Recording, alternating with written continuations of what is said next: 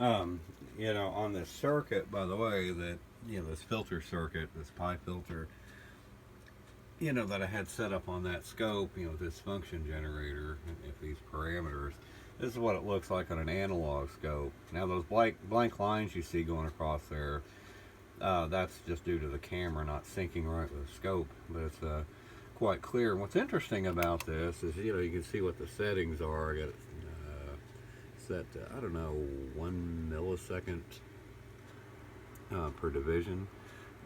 But anyway, what's interesting about this, um, even though it's dim, you know, this was a cheap scope. You know, that's the maximum intensity you can get it up to.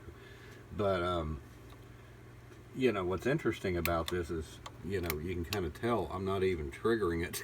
So, but it's putting out a stable waveform. So without, you know, because the trigger is still hooked to this scope, that's why it's still getting a reading, because I still left the input signal attached to that and the trigger signal attached to that. But this one, yeah, it didn't even need triggering. Um,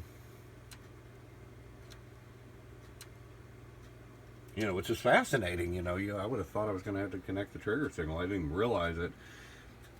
You know, in the first version of this video I made, because you know, I just started getting a result, and I was like, wow, that's weird.